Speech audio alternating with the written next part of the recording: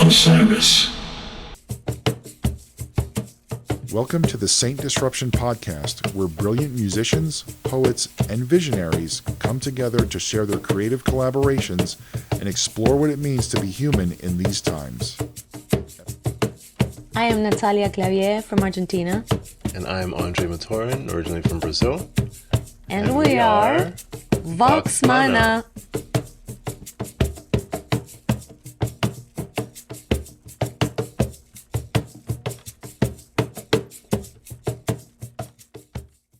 Well, Natalia and Andrei, it's so great to have you on our podcast today. Thank you so much for taking the time. I know how busy things are in the lead up to all of these performances, and we look forward to being on the stage with you over the next couple of days. And it's really exciting to have you here, and I really am excited to hear about what's emerging musically and creatively for both of you. And also, personally, I think there's a place of commonality in this intersection between the sacred and native healing and music and what's possible right now. It seems like the world is hungry and sometimes even not knowing where to look. Mm-hmm. So let's start there. I'd love to hear from each of you, like when was the initial spark where you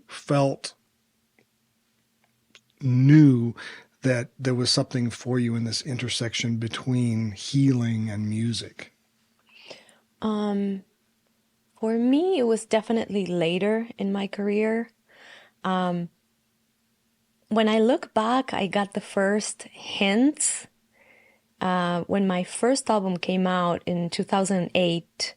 This was still the MySpace era.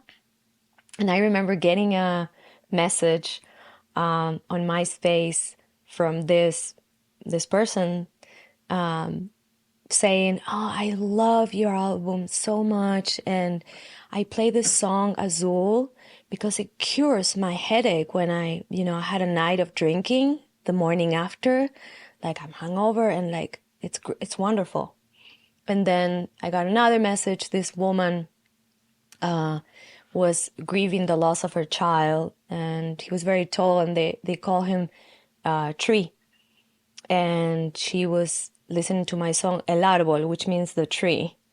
And without knowing the lyrics, she was finding it's the name of the song. And I was talking about karmic love, like this love that transcends lifetimes. And so I guess without knowing, I was already tapping into that kind of world of connecting the two, like the healing aspects of music and the human voice and stuff. And then later, when I was seeking healing for myself after a divorce, I ended up in a plant medicine ceremony, an ayahuasca ceremony, and that's when it really happened for me. That's when, first of all, she completely canceled all the music in the room for me. And I was blown away by it because I was surrounded by virtuoso musicians in the very room where I was. Voices, instruments, and I heard nothing. And somebody asked me afterwards, "But I'm sure you already see music. So do you know that this what is it called? Synesthesia thing that happens in ayahuasca. It was already happening in my everyday life for me. So she didn't need to show me that, and made me appreciate that aspect of, like, I always felt a sense of inferiority. I can't even say the word anymore. That's great. Can somebody say inferiority? We get it. Yes. Yeah, absolutely. For not being classically trained or not having, a music education. And now, later in life, I can appreciate that, I've been carrying this for who knows how long. That's why I'm singing since I'm a child, not because I'm super talented, whatever, I'm a prodigy. It's because there's more than a pretty voice to my voice. It's a medicine that I can choose to share or not. And I'm choosing to share it. That's powerful. Yeah. And we're going to unpack that. I'm excited to unpack that, that line of discussion. And Mama Ayahuasca, she is a great music teacher. So Andrei, what about you? When was your first spark? When was my first spark? Well, I've been thinking about that as she was answering. My transition from like a classical and jazz musician into the space of music for healing and music for meditation happened in my own transition into incorporating meditation into my life. And at the time, I had a friend of mine who was been meditating since he was a kid. He was a Japanese guitarist, Kenji. And I was living in a big loft in Bushwick, and we decided to start doing kind of like music for meditation sessions every Sunday. And right away I realized that like none of my musical education was applicable to what we were doing. It's like none of the jazz licks that I had learned and the Coltrane solos and classical arpeggios like fit there, and I had to tap into something very different, being present in the moment. And I remember sometimes we would play duets with the planes flying overhead in New York, you know, and just like being present with what's in that space.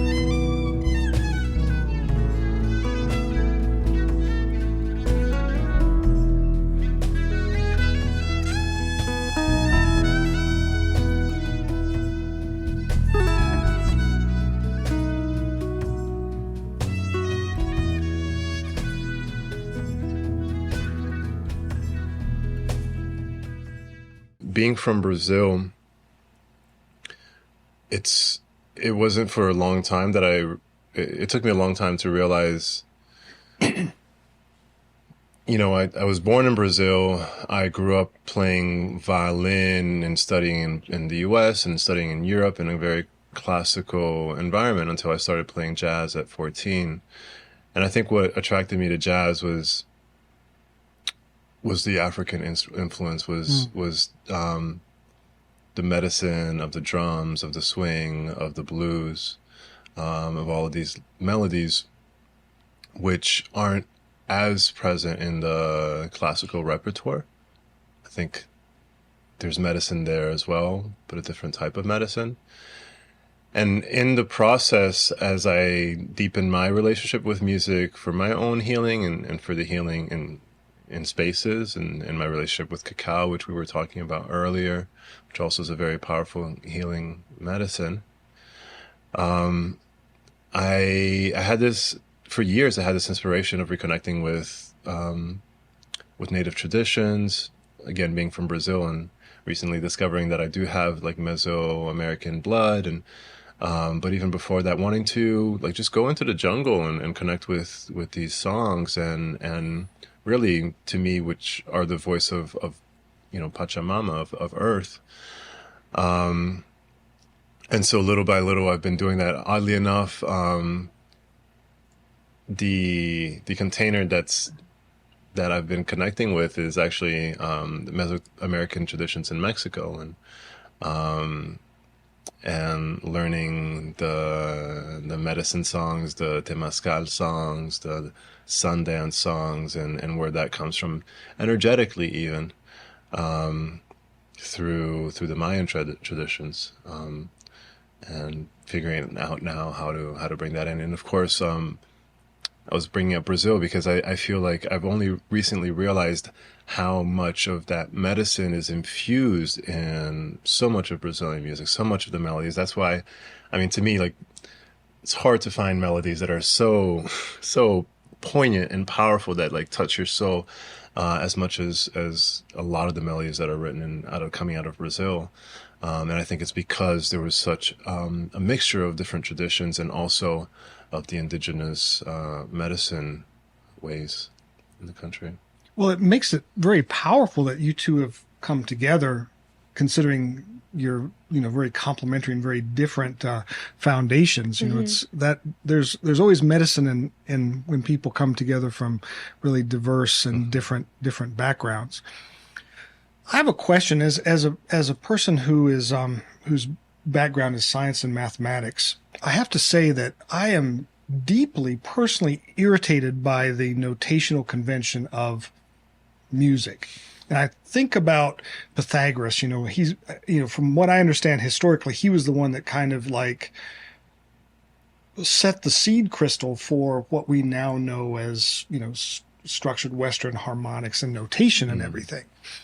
Are we better off or worse off because of that? I mean, this is a blip in time. I mean, Pythagoras was a long time ago and through one lens, but actually not that long ago for most of human history. And still there are many people on this planet who do very well at music without the convention. Is it a limitation or is it, tell me, are we better off? As an illiterate, like self-taught punk, I don't think I can speak for, better or worse.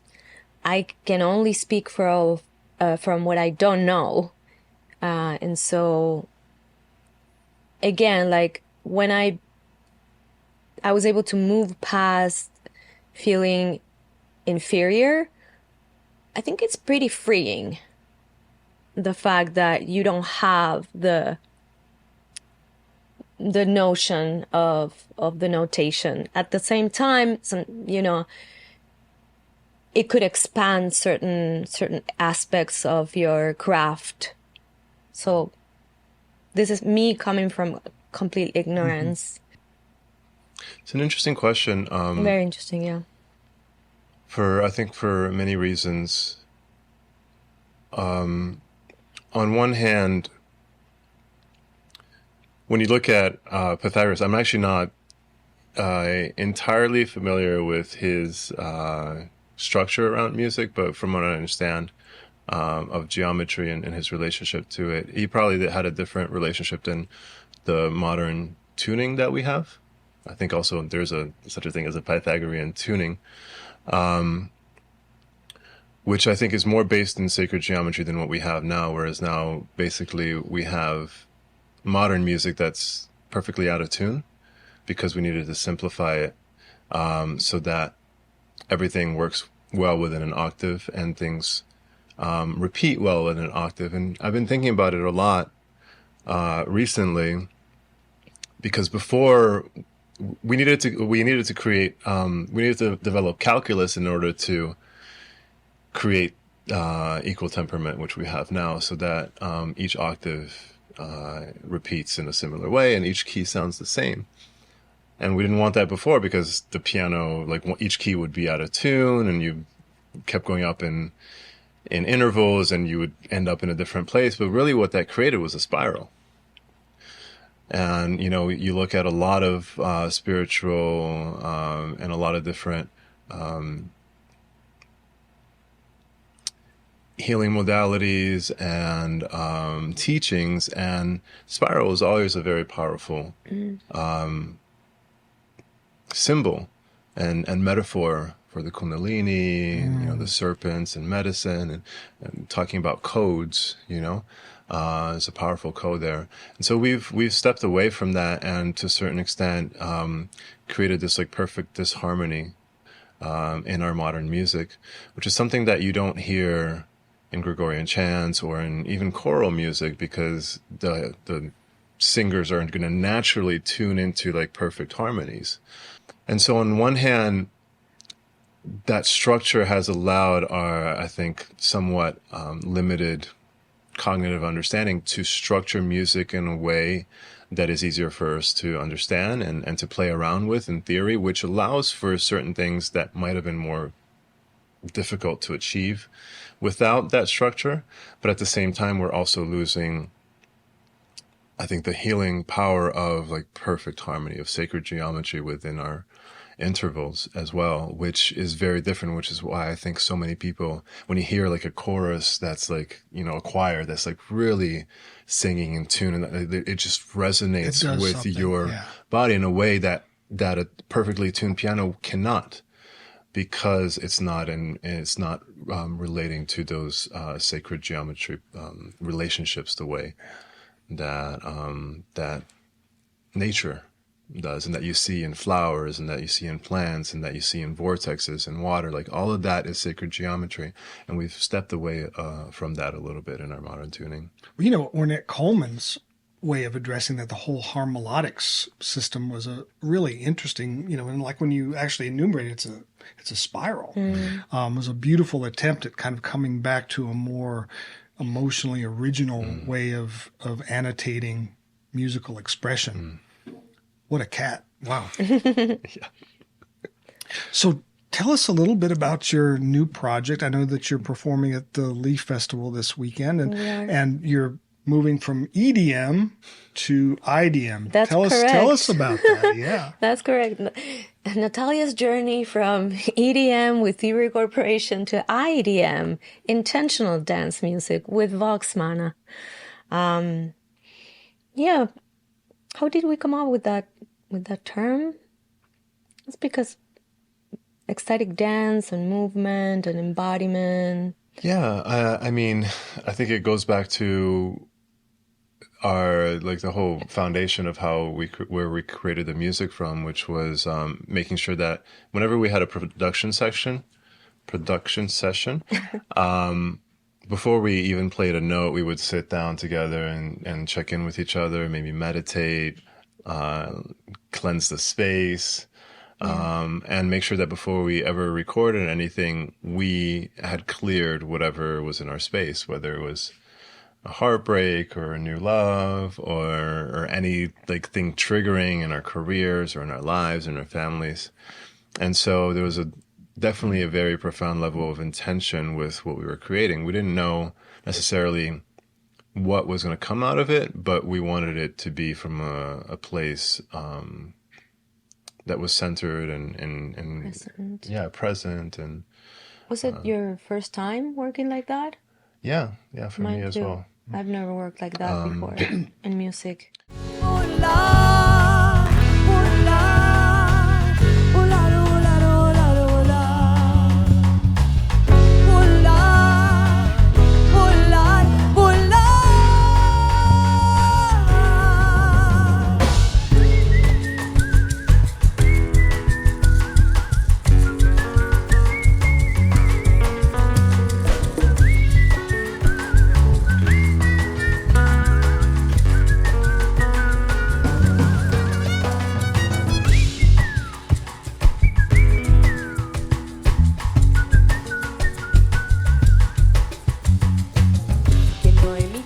Pajaritos no conoce de canciones. Quien no ha soltado pajaritos no conoce de pasiones. Quien no ha deseado ser un día un pajarito no ha tenido anhelo. Quien no ha soñado ser un día un pajarito no ha querido irse bien lejos, escapar. I still don't know if we can really pinpoint a genre of what we've created. We've created already like quite a wide spread of kind of different musical texture, and we're kind of discovering as we go what feels good, what works, what doesn't work, and creating from there. Yeah. So for now, it would be like, I mean, this is going to ring a bell. Electronic music and world music combined. I feel like With like medicine and healing. Yeah. exactly that's the plus that I didn't have with Thievery, because with Thievery Corporation, definitely the electronic music and world music influences was definitely there. Now with this project with Voxmana, we are able to infuse it with all of our practices, all our journeys, our quest for our own healing. We're able to share that, like literally infuse it in every piece that we co-create. Fui a buscar y encontré en realidad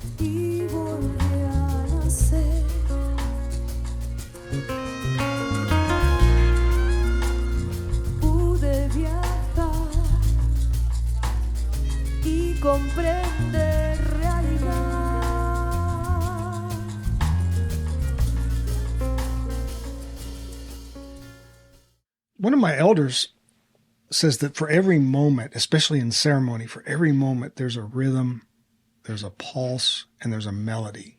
And if you can just unearth that from the intelligence that's all around you, then that creates this river of medicine. Mm-hmm. So is there a piece of that that's happening in this new project in IDM?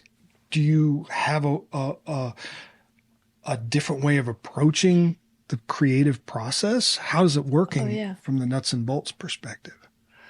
We start from the pulse and the energy of the very moment, without any expectation, also there's the instance that can happen, which is I come with something that was sent to me initially, mm-hmm. and then we work it together, or the other way around. Andrei channeled this thing, created this thing, and then we come together. So it's either that, or we start from scratch, from this state of flow, going back and forth with loops of the violin, of the vocals, like a jam, like it'll be like a intentional, centered, clean jam session. Not like numbed or elevated with anything other than cacao or tea. That's true. Yeah, we would usually do cacao during those sessions.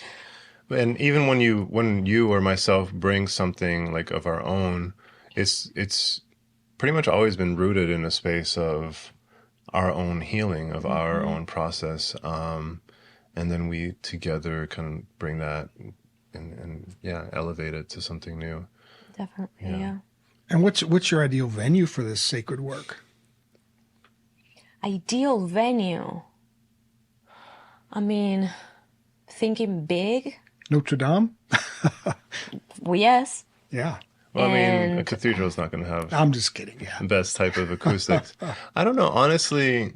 Lycabettus in Athens. Thinking local in the States, I think a great place for this...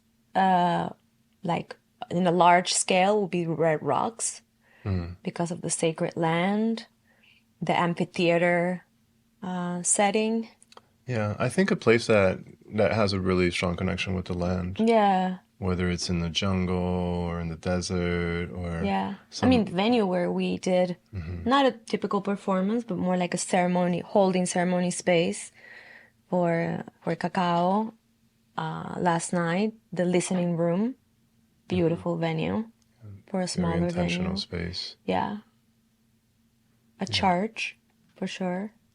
The place of prayer, regardless of the religion or belief system. As long as the acoustics don't get too in the way. Right. If we look at times in the past, whether we're talking about the 1960s or the 1400s, there have been periods where, musical expression has been much more of a guidepost for people in their lives in terms of meaning and right now the democratization of music through technology has had a pretty dark underbelly. It's really changed the landscape, and we're almost in a place of this poverty of riches where there's so much music that people, our friend John Medeski puts it like this. He says, I wonder if most people have actually forgotten how to listen to music. And hearing you speak,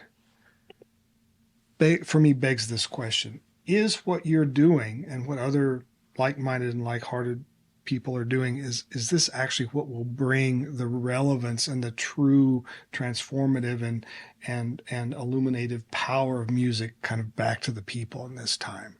Mm. There's a lot of music, but I think in the process, I don't think there's that much more creativity happening. A lot of what I hear is the same, people using similar sounding samples or the same grooves. And of course, I'm not saying that there aren't incredible artists out there right now, but I don't think that, for one, I think if if technology and accessibility to the tools to create great music allows for people who didn't have the means to do it before to express themselves in a beautiful way and share something that's really worthwhile, I think that's great. I noticed that for myself, you know, when YouTube started coming out, and I all of a sudden, like, I wasn't just competing with the people in my neighborhood, but I was competing with like some kid in Thailand. You know, at first that was kind of scary, and then I was like, whoa, I actually have to step up my game. And so I think in that sense, it's great what's happening, because competition can be a good thing, not in the negative sense of I need to be better than, but like actually how do I do something new? How do I stand out? I mean, that being said, like, I don't think anybody's making music like what we're making. So like, I don't think that's an issue for us. Like, either people are going to resonate with what they hear from us or not, but you're not going to go on TikTok and hear something that sounds like it. You know? You know, I was thinking this woman, I was doing this thing that I do, this offering, I guess I could call it, which is a guided meditation with live sounds. I loop my voice and play certain things, surprise instruments. And so afterwards, this woman was like, she had an experience and blah, blah, blah. And she's like, I see you being acknowledged. You're getting like a Grammy type of awards. I'm like, yeah, good luck with like a Grammy for what, new age? What is it? You're just like, no, it's yet to be created, this category. And I was like, yeah, what is it? Is it going to be healing music, medicine music? All music is healing, right? So what is it going to happen with this wave of artists like us creating this type of music? Like, I mean, if I were to like put us in a festival of only this artist, it would be like, I don't know, Porangui, Mos. I mean, I don't want to exclude anybody. There's a lot of people that are doing intentional work with, you know, like, it's not going to be specifically like ours because it's a very specific union and like with unique characteristics. Although, what is this genre? Like, how would you call it?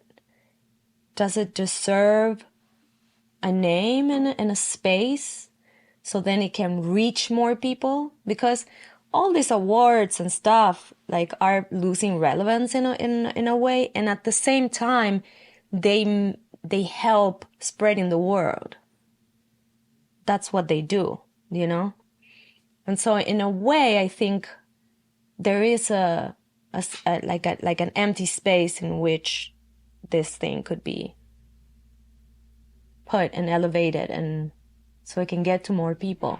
And maybe that can happen. What you were mentioning, like that restoration could be a little bit more mainstream.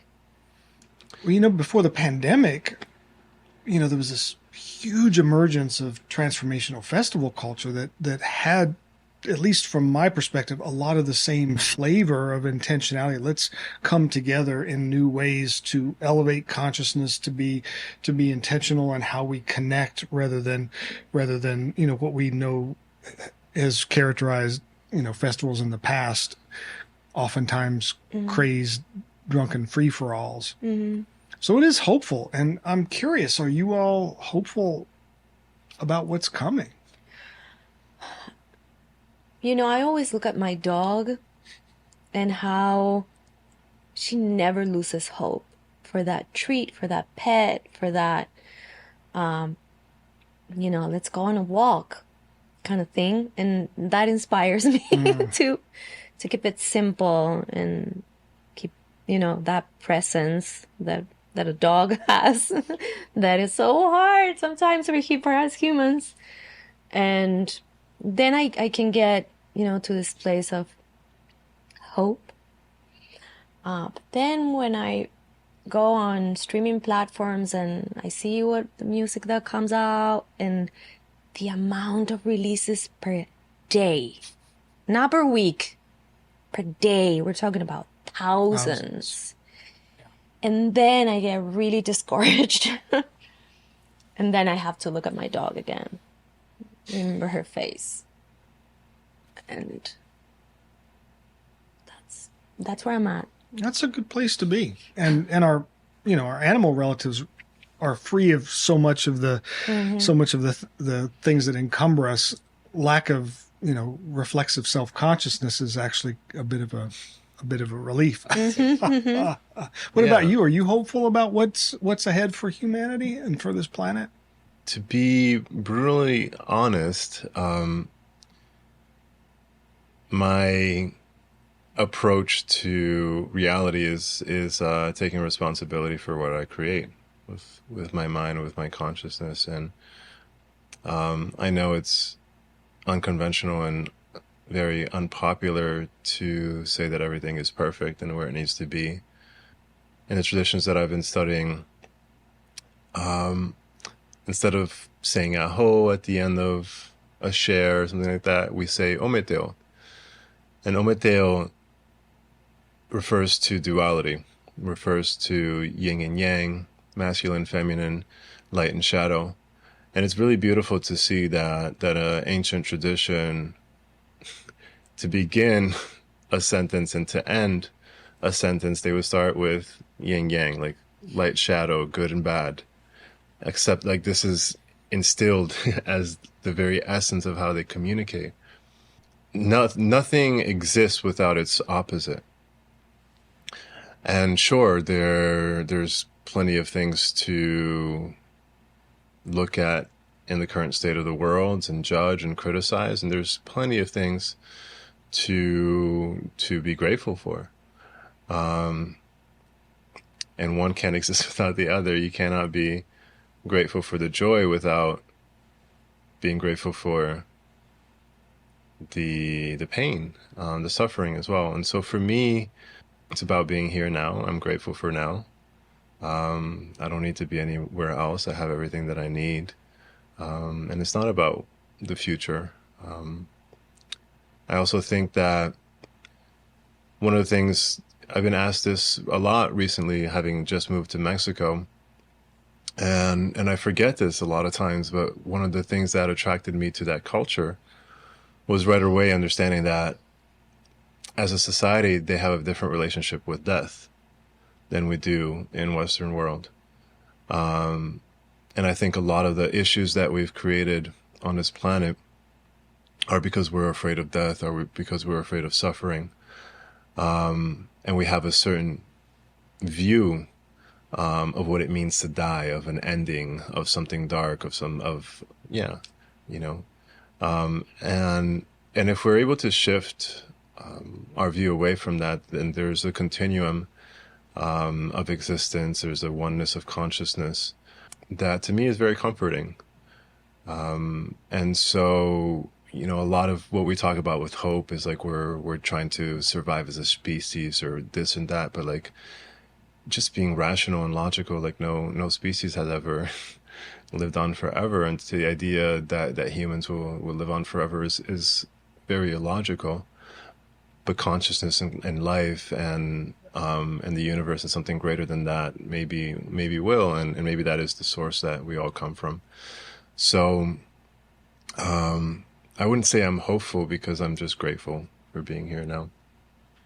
Love that answer, because it really is Me about too. presence. Yeah. Yeah, it really is about presence. And it's interesting because with the dog, I'm like, without even discussing it with him, is close to that practice.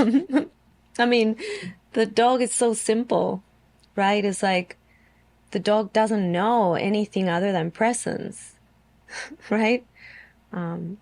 So yeah, thank you for sharing that. That was very inspiring, and yeah, a great reminder. My elders and friends in the Andes of Peru, their dedication in life, and indeed, I think one of the antidotes that they provide us here in the North is the radical attention to the present and the radical attention to connection. It's actually what makes music work, makes art great, makes expression truthful. As a matter of fact, they goes so far as to say whenever you're dreaming of the future or recollecting the past, you're actually creating a very helpful form of energy called hucha that is like the mud on a windshield, and that you can't see the nature of reality and you can't authentically connect if you're not attuning yourself consistently to that present moment.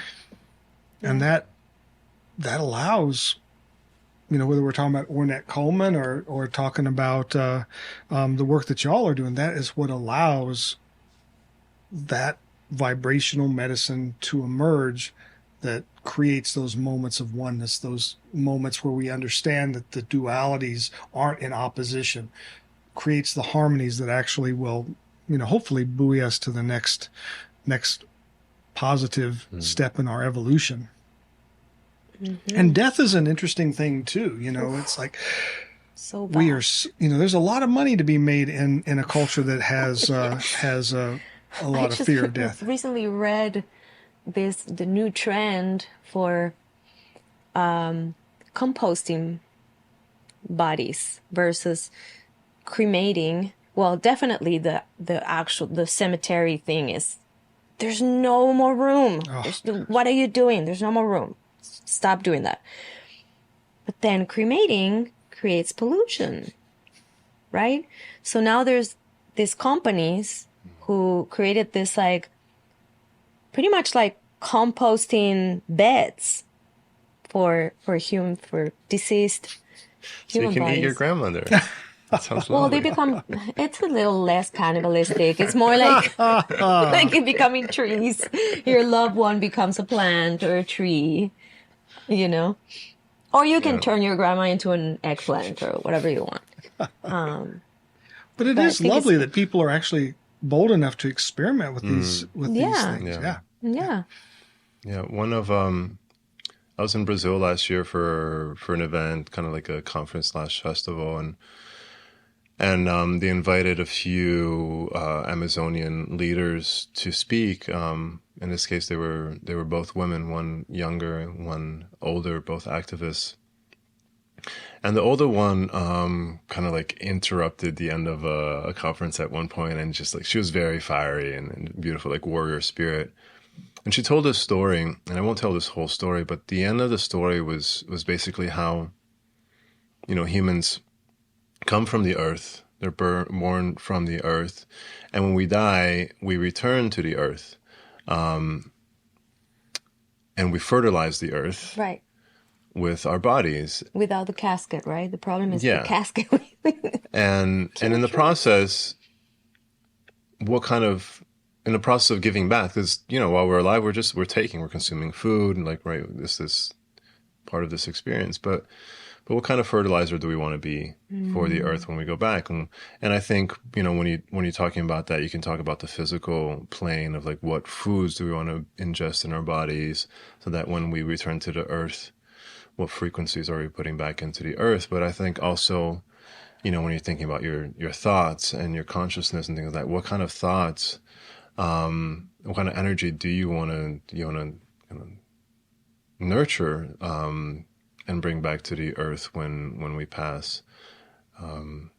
So that for me is a really profound image that I'm still kind of integrating and processing. It's a powerful image because we forget how radically dissipative systems we are. I mean, we take in and let go of enormous amounts of energy. I mean, the oxygen I'm breathing right now, molecules of oxygen could have been 3 days ago on the top of Kilimanjaro. I mean, it is remarkable. And so are we, with intention, releasing what no longer serves with the mind of compost? I love that. In the tradition that I have come to love and practice and teach, the idea is that we give to Pachamama our suffering, our heaviness, our sadness. And if we have clear intention in that giving to Mother what no longer serves us, it becomes compost for the web of life. And it's a beautiful thing. It really is. Yeah. So I'm super curious. What is your take, each of you, on the radical, rapid diaspora and spread of sacred medicine practice out of the bounds of their native cultures? That's like double-edged. Yeah. You know, as we were talking about all these practices and what we put in our bodies and all these things, I just had a vision, a thought of both of our countries, like, you know, motherlands in South America, and how I'm going to speak for myself, how I am speaking from privilege right now. Like, I'm able to watch what I put in my body. I'm able to sit in ceremonies. I'm able to travel to places. And there's a lot of people on this planet that don't even have a remote chance to even consider any of this. Thank you. Thank you for putting voice to that. That's important. And that also, it kind of links to your question that came afterwards, because all of these practices that they are now becoming mainstream and they are being exploited come from these peoples that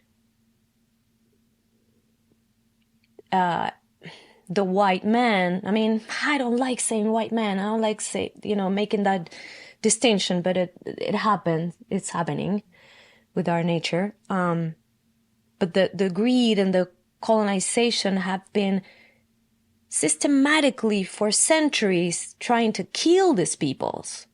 Ethnocide, absolutely. Yes. Great. 100%. There's so much medicine in the Quechuas and the Mapuches and like all these tribes from my country, for example, from Argentina. There's so few. There's like very, very small tribes from them. And it's because they were killed. Yeah. They were enslaved, raped, tortured, killed, their land stolen. And so for me, in a way, it's like, okay, we're understanding that what we did was wrong, very, very wrong. And, you know, parts of humanity are trying to learn from the ancient ways, the respectful ways, the grateful ways of coexisting with Pachamama. And at the same time, there's the ayahuasca tourism. Yeah. You know, where gringos get killed too in the process. Like, my mother lost her son to a center that was about the money. Oh. And like this very young man, 27-year-old man, died because of the lack of integrity and like, you know, respect to this ancient medicines and practices. So it's a really, for me, like, it makes me like, actually like, it hurts to talk about this. It is painful to see much of what's happening. Painful. Such a precious consciousness that doesn't belong to us. Yeah. You know the challenge, you know, and I carry 2 medicine lineages myself, and as a white man, I am very attuned to the fact that it does not belong to me. It is not a tool. It is a sacred consciousness, no short of having the Buddha with you and you serving at the feet of a great world teacher. My concern, among many, but my primary concern, is the commoditization issue. And this question of commoditization goes from plant medicines to music. It's like, you know, is that fundamentally capitalistic growth attitude towards anything that's sacred ever going to work? And, you know, we're seeing so many challenges and so much misunderstanding around plant medicines right now. I mean, on one hand, bless Michael Pollan for introducing to the general public a grounded viewpoint about visionary medicines, and at the same time, the dark underbelly of that is it's driving further commoditization. You know, seeing on Facebook, you know, do your medicine journey at home with an app. Wow. What an interesting experiment this is, you know. What about the AI shaman that we might see soon? Oh my goodness gracious. Yeah. What about you? How are you feeling about He's this? just being so how are you quiet. feeling about this interesting spiritual mosh pit we're finding ourselves in? I've been thinking about that a lot because I personally have an issue with the idea. It's been thrown a lot around lately. This word or this phrase, cultural appropriation. Oh yeah. Because I don't really believe in it. I think Me neither. you're either a dick or you do things with love and respect. And there's no in between. And like culture has always been a spread and something that's shared. And I believe that is, you know, and there's scientific evidence and experiments that have been done that like culture and consciousness gets spread even without physical contact.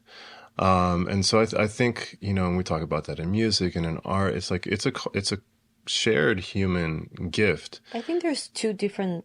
And you're either going somewhere Subjects. to kind of with negative intentions, without honoring a tradition, without wanting to give back, without being authentic, just for your own needs to fill your own fears of insecurities, of scarcity, and of greed, or whatever, right? So with that kind of negative energy, or you're going somewhere to spread and to really learn and to do the best you can, and so for me, it's not so much about cultural appropriation or not. It's actually like just what are your intentions and where are you coming from. But one thing is cultural appropriation, and another thing is monetization. I feel like, or commodity. Yeah, but I think they usually come hand in hand, the two. I think they can. They can. Yeah, They I can. agree. And on the other hand, it's also like in the space of like duality, it's like you can't have anything without its opposite. And so for me, and more than like judging the shadow or judging the negative or judging that, it's like actually even people that don't agree with me, it's been part of my medicine. Like last night we had an incident where somebody like very clearly had different views of the experience that at least how I contributed to it than I do. And my practice is to be grateful for that person's differing perspective, and it's in the opposites that we create each other. Alan Watts speaks of this beautifully, of how he's grateful for the person who disagrees with him, because that allows him to know what he believes. And in that is all of creation. And so to want everybody to be this perfect utopian being that does things from a place of honor, like if everybody was that, then there would be nothing. And so for me, it's like in the bouquet of diversity that we all exist. I'll offer this. I really appreciate and agree with everything you all are saying. And I go back to ethnocide. What are the hidden drivers, the subtle hidden drivers that allow us with impunity to erase the cultural diversity on the planet? And for me, first and foremost, it is not honoring what a culture has cultivated as sacred.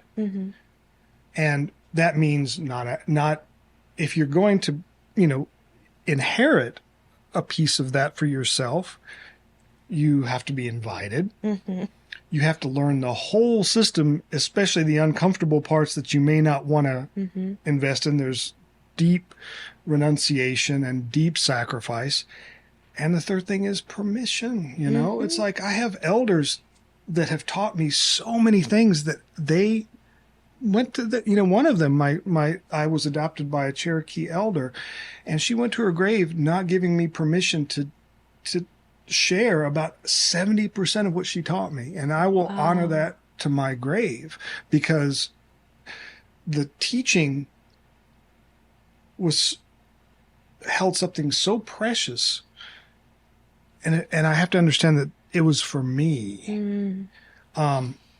So it feels like this is a ripe dialogue to continue among all of our brothers and sisters who are interested in this intersection. Yes. Because what a culture holds sacred is through the recognition of that sacredness by the outsider is the way that culture will remain resilient. Yes, yes. That's one of the many reasons why I love this whole leaf thing, because it's about preserving the various cultures as they are. Exactly. Without changing, without imposing, without disrespecting, And you are preaching to the choir, and everything that you just said, I agree. Even though I am, somewhat like a weird example of this in terms of I'm a white passing Latina because my ancestors are mostly European. I have some, South American like mixed in there. My skin is lighter, and so I cannot speak for like being judged right away for my, my skin and my culture. Although I come from a country where I have seen on a daily my brothers and sisters from Jujuy, the same country as Argentinians, as I am, being discriminated because they come from indigenous, from the masters, the OGs of the land. And so, and I have heard many tragic, very sad stories of all these peoples being exterminated. So I appreciate what Andrei was sharing deeply, and I understand it. I'm not fully there yet. Maybe it's like a handicap of me. I can't fully be there because, like the extermination of an entire culture, I can't comprehend it fully. Well, I think a piece of what I got out of what you were saying goes back to an old teaching that you can't protect something that you don't love. And we don't love our commodities. We might love to consume our commodities, but, Leaf, Jennifer Pickering's work with the Leaf Festival, what I've witnessed in the 17 years that I've been part of that is that she is building worldwide family, that people from artists and musicians, truth tellers from Ghana come and stay with families here, and then 10 years later they're all family. They're still connected. And that seems to me the way that we're ultimately going to create the antidote to ethnocide. And there is, I think there is a very potent evolutionary imperative. I mean, it is in all things biological, the preservation of diverse expression that gives us our resilience. This is why monocrops don't work. This is why McDonald's and Arby's on every single corner doesn't work for our greater resilience. That, it's about the diversity of expression. And that in itself is so incredibly sacred, it goes back to the idea of diversity and duality, that we need all of it, to where we can't just be one, it can't just be the other. Yeah. I mean, I can go deeper into like we can consciousness go. and how we create reality, and how, you know, we're always going to have two sides to it. Like even once we eradicate racism and the issues with global warming and you know, all of these issues that we're dealing with, and respecting indigenous, there's always going to be Something new else. issues, right? Yeah. And it's not to say that we shouldn't do the work. I think that's part of being human. It's part of being alive. It's part of moving forward, and it's part of this experience of living. But I think it's also, for me, it's very useful to come from like a place, what I would say is a healthy place of acceptance to do the work, than a place of blame, of judgment, of critique, because then I'm just perpetuating that energy, which is not what I want to perpetuate. And some people do, and that's okay. The duality of creation. You know? Thank you for calling that out, know? because shame, blame, and darkness is no motivation. You know, making people feel guilty about the state that the earth is in is not going to help us. It's getting people to love the earth and love each other. Totally. I'm really grateful to both of you for taking the time to engage in some really deep dialogue and some good, truthful discourse today. Small talk. Yeah. We could go on for a long time, and I hope that we'll have the opportunity in the future. I bless you guys for the beautiful work that you're doing and your dedication to making the world a better place. And I'm excited to see what's next for you all in the music and creative domains. So thank you for joining us today. Thank you for having us. Yeah. Thank you. Thank you for your work. It's beautiful to be here. Yeah. Thank you. Excellent. We are Voxmana. And Andrei just sent me the lyrics for this song about the medicine of cacao that he is teaching me. Shall we give it a try? Sure.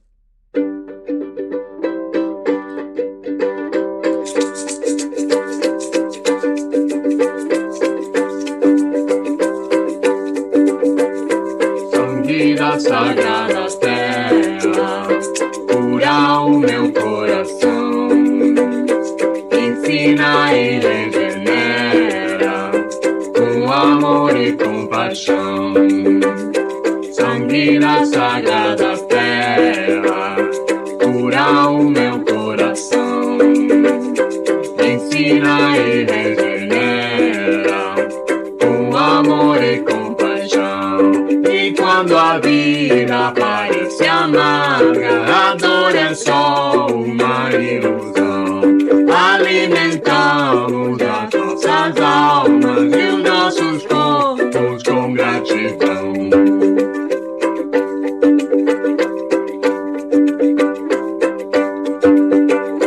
Sangue da sagrada terra, cura o meu coração, ensina e regenera, com amor e compaixão.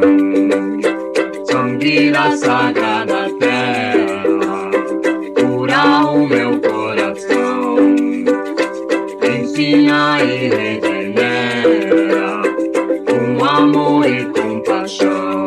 Em cada gole os elementos, água e fogo, terra e vento. Agradecemos os seus efeitos, tomamos com o maior respeito.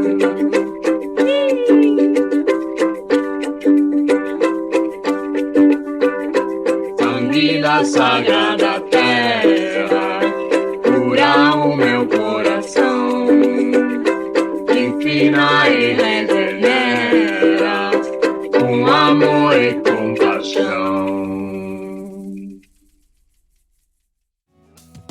The Saint Disruption Podcast, recorded and mixed by Hamilton Media Design at Sidehouse Records. You can also find more creative collaborations on all our major streaming platforms. Visit our YouTube channel for more creative content and video episodes of our podcast. Osiris.